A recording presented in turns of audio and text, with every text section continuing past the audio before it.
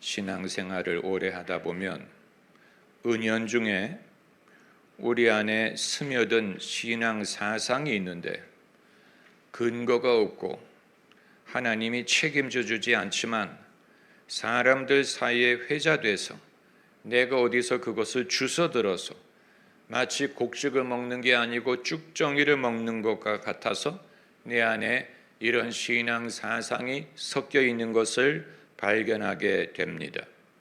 이게 바로 디모데서에서 바울이 말한 허탄한 신화라는 것입니다. 허탄한 신화. 이것은 겉으로는 경건한 모습을 가졌는데 하나님으로부터 온 게 아니고 근거가 없고 그러나 그럴듯한 유사한 신앙의 모습이 되어서 정작 내가 그것을 믿고 실천했을 때 현실의 벽에 부딪히고 아무 효험이 없는 것을 발견하게 됩니다. 그런 것을 느낄 때 우리가 화가 나죠. 누가 나에게 이런 것을 심어줬을까? 누가 나에게 쭉정이와 같은 신앙의 사상을 심어줘서 나는 오랫동안 그게 사실인 줄로 믿고 내가 그런 줄로 알고 살았더니 현실의 벽에 부딪힐 때 아무 효험이 없고 아무 능력이 없는 것을 발견하게 되는 것입니다. 그런데 남만 내게 그런 게 아니고 나도 남에게 그런 것을 심어주지 않았을까? 은연중에 내가 신앙을 말한다는 명목으로 성경의 근거도 없고 하나님이 책임져 주지 않지만 그럴듯하게 들리는 것을 사람들에게 전해서 그들의 마음속에 쭉정이를 은연중에 심어준 일이 없을까? 그리고 왜 이 같은 유사한 신앙의 모습이 우리에게 어필할까? 왜 우리가 그것을 받아들일까? 그 이유는 현실의 벽보다는 우리 마음속에 위로가 되고 힘이 되고 그렇게 믿는 것이 인생을 미워하게 되고 인생을 이상화하게 되어서 현실의 벽에 부딪힐 때 사람들이 더 그것을 선호하게 된다는 것입니다. 이것을 예를 들 수가 없어요. 이런 쭉정이에 어떤 예가 있느냐? 왜냐하면 자칫하면 쭉정이를 뽑다가 곡식을 뽑을 수도 있고 그리고 이건 우리 각 사람이 서로 다른 환경에서 경험하는 것이기 때문에 저에게 쭉정이고 저에게 근거 없는 회자된 신앙의 유사한 모습이 다른 사람에게는 진짜일 수도 있기 때문에 그런 것입니다. 여러분, 그렇다면 이제 무엇이 근거가 없는 소위 허탄한 신화와 같은 것이고 어떤 것이 진짜냐를 우리가 구별할 필요가 있습니다. 신앙생활을 하다가 시험에 들어서 떠나가는 사람은 그 사람이 하나님에 대해서 실망을 했다기보다는 자기는 진짜인 줄로 알았는데 그것이 진짜가 아니고 유사한 것을 진짜로 여기고 실제로 그것을 의지하다가 현실에 부딪혀서 이게 아무 능력이 없네, 이게 나에게 도움이 되지 못한다는 것을 깨달았을 때 시험에 들어서 그럼 신앙 전체가 가짜라는 말인가 라고 시험에 드는 경우가 분명히 있다고 봅니다. 여기에서 우리가 분별과 지혜가 필요한 것입니다. 분별과 지혜, 그리고 하나님을 아는 것을 다른 어떤 것으로도 대신할 수 없다는 사실, 전통으로 대신할 수 없고 신앙의 모양으로 대신할 수 없고 교회 직분으로 대신할 수 없고 어떤 것으로도 하나님을 아는 진짜 지식을 대신할 수 없어요. 오늘 본문이 이렇게 긴데 두 개의 사건을 기록하고 있습니다. 먼저 읽은 4장에 있는 말씀은 근거 없는 신앙의 사상이었어요. 이 사람들이 전쟁에 나가는데 하나님이 도와주셨으면 좋겠는데 어떻게 하면 하나님이 도와줄까 생각을 하다가 언약궤가 생각이 난 거예요. 언약궤를 가지고 나가자. 언약궤가 하나님의 임재의 상징이니 우리가 언약궤를 들고 나가면 이길 것이다. 그럴듯하게 들렸어요? 사람들이 다 그러리라고 믿었어요. 심지어 블레셋도 그럴 줄로 알았어요. 그래서 겁을 먹은 것입니다. 그런데 정작 언약궤를 들고 나가보니까 아무 도움이 되지 않아서 대패를 당하고 홈리와 비나스는 죽고 언약궤를 빼앗기는 비극이 발생을 했는데, 이게 바로 신앙의 모습은 있는데 신앙의 실체가 없는 상황에서 내가 나를 도와줄 줄로 의지했던 것을 믿고 나아갔는데 실패한 것입니다. 지난 수요일 날 제가 말씀드린 게 바로 이것입니다. 하나님을 대신하는 것, 그것이 언약궤가 될 수도 있고 십자가의 목걸이가 될 수도 있고 교회 행사가 될 수도 있고 무슨 하나님을 대신할 만한 모든 것이 우상이라고 말씀을 드렸죠.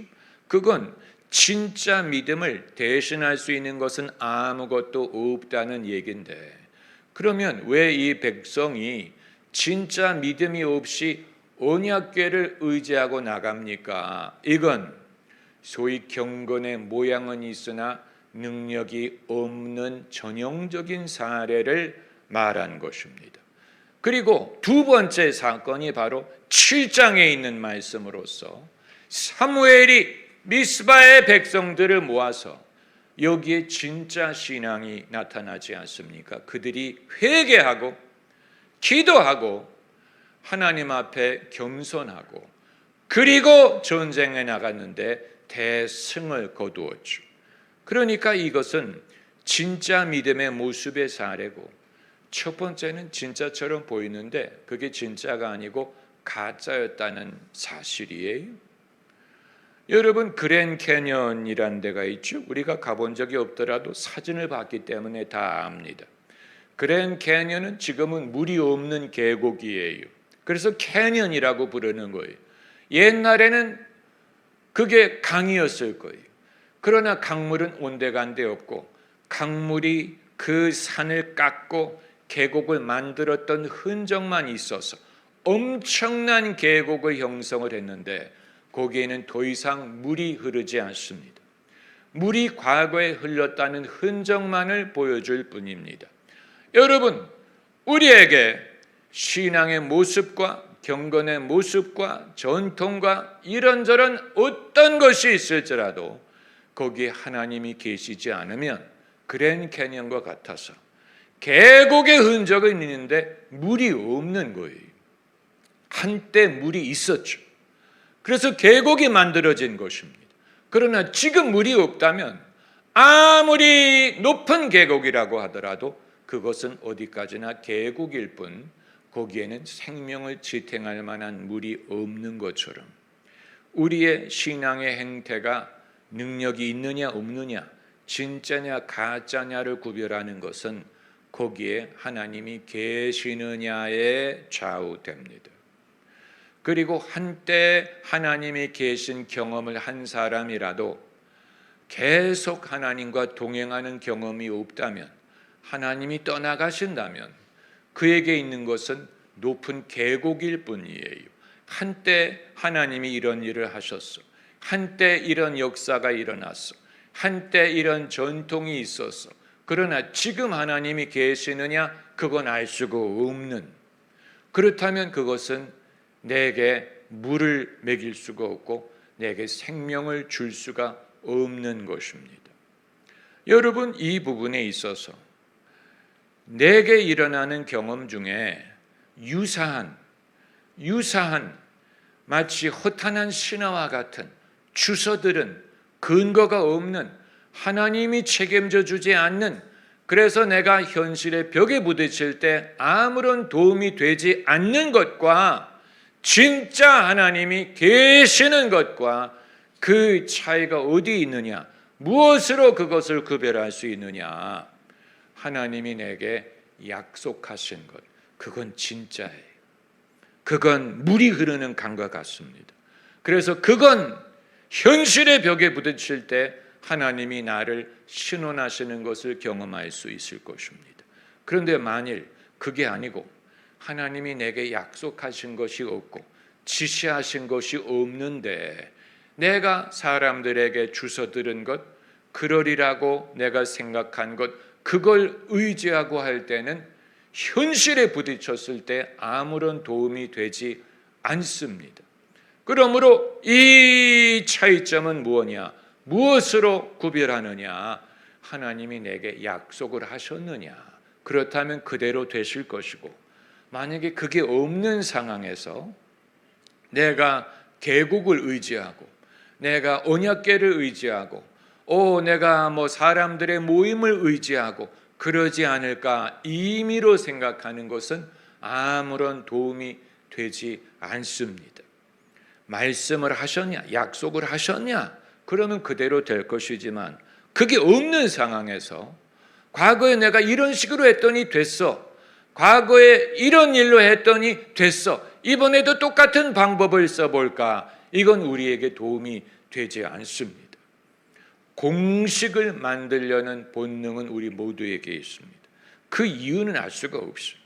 게을러서 그런 건지, 아니면 귀찮아서 그런 건지, 더 깊은 이유가 있을 것입니다. 오늘 본문 7장에 이들이 하나님 앞에 회개하고 기도하고 사무엘에게 부탁하잖아요. 우리를 부르짖어, 우리를 위해 부르짖어 기도해달라. 여기에 진정한 믿음의 모습이 있죠. 여러분, 이건 공식이 아니에요. 공식화할 수 없습니다. 왜 사람들이 믿음의 비밀을 공식화하려고 할까? 그래서 이렇게 하면 되고 이렇게 하면 안 돼요. 이렇게 해보세요. 이런 식으로 공식화하려고 할까? 그 이유는 하나님 앞에 낮아지는 것이 힘들기 때문이고, 순종하는 것이 힘들기 때문이고, 회개를 즐거워하는 사람은 아무도 없기 때문에 어떻게 하면 그것을 건너뛸까 생각하는 거예요. 이건 너무 어려워. 나는 그러고 싶지 않아. 너무 힘들어. 그러나 하나님의 도움은 받고 싶어. 그러니 어떻게 할까? 과거의 방법 그대로 하면 될까? 그 공식대로 하면 될까? 편리한, 쉬운 공식이 있지 않을까라고 그것을 쫓아가려는 성향이 우리 모두에게 있는 것입니다. 우리가 다른 부분에도 게으르려는 그런 속성이 있다면 신앙생활에도 마찬가지 아니겠습니까? 제가 학교 다닐 때 은연중에 강의 들으면서 손으로 턱을 괴는 습관이 있다는 사실을 자각했어요. 강의 들으면서 제가 이러면서 듣고 있었어요. 이게 저의 습관이었어요. 그래서 내가 의도적으로 이것을 고치겠다. 내가 습관적으로 턱을 괴려고 할 때 일부러 발을 내려놓고 머리를 똑바로 세우고 교수님의 말씀을 들어야 더 잘 들을 거야. 졸지 않을 거야. 이처럼 사람은 게으르게 되려는 그런 본성이 있어요. 이게 무슨 공부할 때뿐만이 아니고 일할 때뿐만이 아니고 가사를 할 때, 일을 할 때, 신앙생활 모든 데에 적용이 되는데, 하나님의 말씀을 기다리고 청종하고 그리고 순종하는 것은 그건 상당한 힘이 드는 행위예요.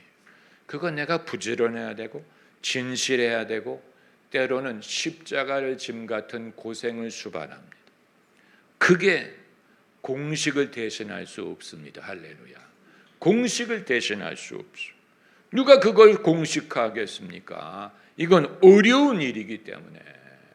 어떻게 보면 사람이 신앙을 경험하는 방법은 한 번의 실패의 경험을 통하여 이대로 안 되는구나 하는 것을 깨닫는 것이 유익할 수 있어요.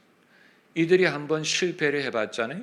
언약궤를 갖고 나가서 이길 줄로 알았는데 대패를 하고 언약궤를 빼앗기는 경험을 했기 때문에 그렇게 해서는 안 되겠구나. 그러면 어떻게 할꼬? 이건 공식의 문제가 아니고 하나님 앞에 낮아지는 것입니다. 하나님, 저희가 잘못했고 저희가 교만했고 저희가 하나님을 당연하게 생각했고 우리가 진실이 없이 경건의 모양만으로 승리할 수 있으리라고 생각했습니다. 그래서 정말로 낮아지잖아요.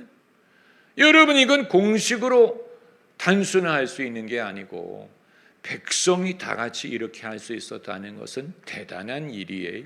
대단한 일이에요. 여러분 가정이 식사할 때 기도하고 그리고 가족 예배를 드리는 것은 그것도 쉽지 않은 일이지만 그러나 회개함이 없이 하나님 앞에 낮아짐이 없이 그렇게 할 수는 있을 거예요.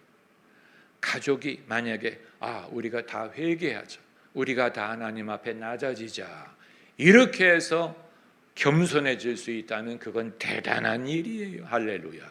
그건 대단한 일이요. 하나님이 이미 역사하신다는 증거가 되는 것입니다. 하나님이 역사하시는 전조가 그런 데서 나타나는 거예요.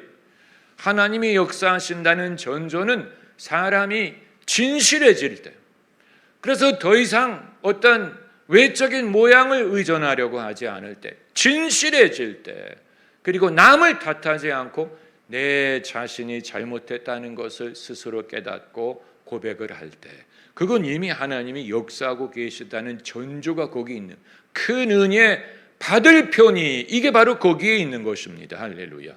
큰 은혜를 받을 편이 어디에 회개가 일어나고 부흥이 일어날 전조가 있습니까? 무슨 떠들썩한 무슨 유행이라든가 트렌드라든가 핫한 무슨 교회라든가 이런 데서 전조가 있는 게 아니고, 디모데 전서에서 바울이 허탄한 신화를 버리고 경건에 이르기를 어떻게 하라고 했습니까? 연습하라. 허탄한 신화라는 말을 영어 성경에 보면 old wives' tale, 나이든 여자들이 서로 말하는 소문 이런 말인데, 허탄한 신화. 사람들이 건강에 심취할 때 만날 때마다 건강 얘기하고, 무슨 재테크에 심취할 때 모일 때마다 재테크를 말하는 것처럼 사람들이 신앙인이 모였을 때 신앙에 대해서 말을 하는 것 같은데, 거기에는 근거가 없고 마치 허탄한 신화처럼 별로 하나님이 책임지지 않는 그런 것을 나눌 때가 많아요. 그런 것보다는 우리가 서로에게 자기의 의견을 말한다든가 회자되는 말을 하는 것을 줄이고 진정한 경건을 연습하는 훈련이 필요한 진정한 경건에 이르기를 연습하라.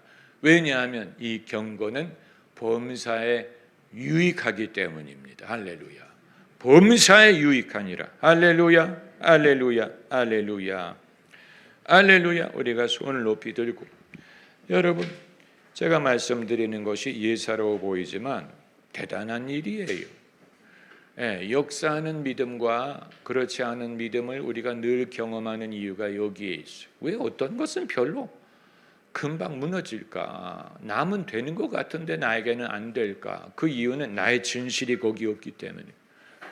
남은 낮아지고 회개해서 하나님께 받은 말씀을 쫓아간 것이고, 롯이 아브라함을 쫓아가는 것처럼, 아브라함은 말씀을 쫓아갔는데 롯은 아브라함을 쫓아간 것처럼, 누구는 말씀을 쫓아가서 그게 됐는데 나는 그 사람의 행태를 흉내내면 내게는 그게 아무 효험이 없는, 내게 말씀하시는 하나님, 나의 하나님, 내가 하나님을 알기 원하고 내가 하나님의 말씀을 기다리고 청종하고 순종하리이다.